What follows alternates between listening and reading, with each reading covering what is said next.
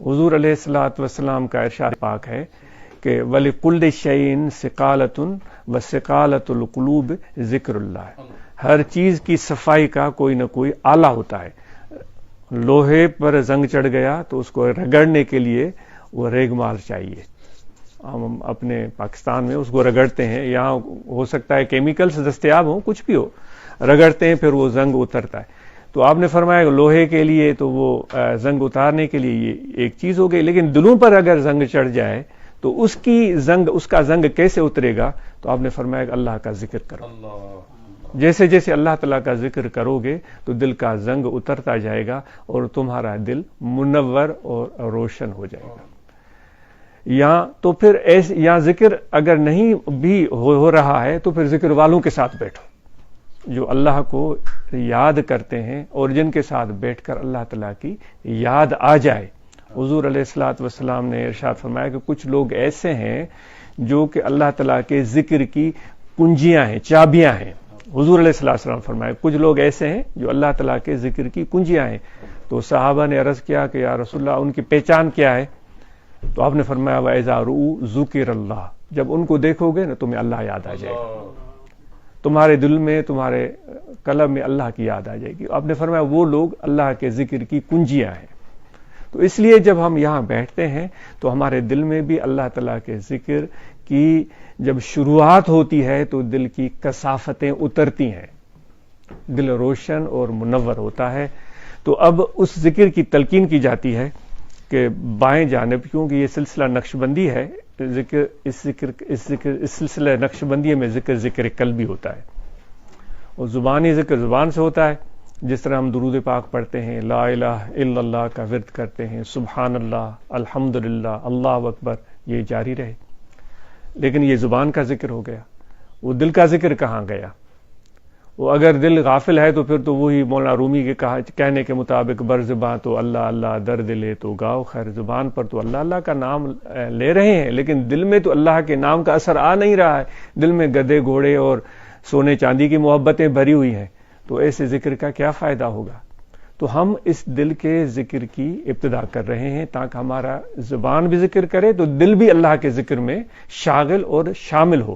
تو یہاں دل ہے، دل میں توجہ رکھیں. کھڑے بیٹھے لیٹے سوئے جاگے، وضو ہو یا نہ ہو، سانس آتا جاتا رہے، یہ توجہ رہے کہ دل ذکر کر رہا ہے اللہ اللہ اللہ اللہ اللہ اللہ. یہ دل کا ایک احساس ہے، دل کا ایک احساس ہے. یاد جو اگر دیکھیں نا جس سے پیار ہوتا ہے اس کا نام لینا بھی ہمیں یاد کرنے کے لیے ضروری نہیں ہوتا، کیونکہ اس کی یاد دل میں ہوتی ہے. بھلے آپ نام کسی اور کا لے رہے ہوں لیکن جس سے پیار ہوگا نا اس کی یاد آپ کے زبان پر نام نہ بھی آئے، یاد اس کی دل میں ہوگی. تو یہ اللہ تعالیٰ کے ذکر کا ایک احساس آپ کے دل میں پیدا ہوگا جب آپ قلبی ذکر کی مشق شروع کریں گے. اللہ اللہ اللہ اللہ اللہ. جیسے دل دھڑکتا ہے نا، یہ دھڑکن ہی زندگی کی علامت ہے. اگر اللہ نہ کرے دل کی دھڑکن غیر معمولی ہو جائے، یعنی کہ متوازن نہ رہے، تو کہتے ہیں کہ اس کی صحت کے مسائل کھڑے ہو گئے ہیں. تو یہ دھڑکن کا متوازن رہنا زندگی کی نشانی ہے.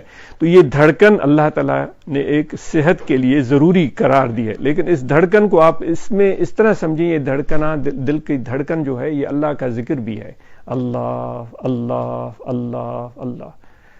حضور علیہ الصلوۃ والسلام نے فرمایا کہ تمہارے جسم میں گوشت کا لوتھڑا ہے، ان فی جسد الانسان لمضغۃ اذا صلحت صلح الجسد کلہ.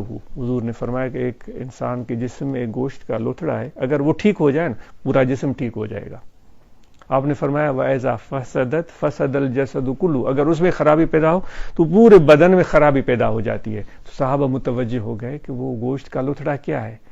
تو آپ نے پھر ان کو فرمایا الا وہی القلب، خوب آگاہ ہو جاؤ، سمجھ لو وہ گوشت کا لوتھڑا تمہارا دل ہے.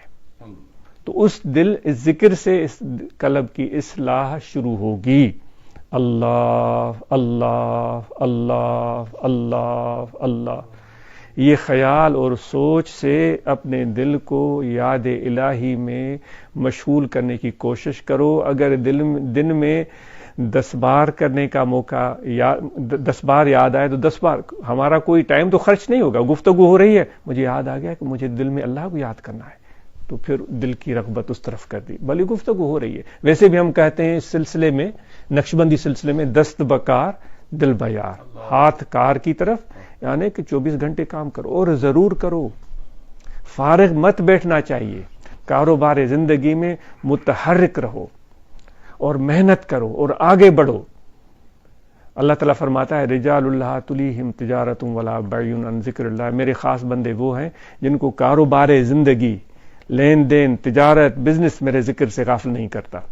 وہ کاروبار زندگی بھی کرتے ہیں اور ذکر بھی کرتے ہیں. تو یہ کاروبار زندگی جاری رہے اور دل میں اللہ تعالیٰ کی یاد جاری رہے.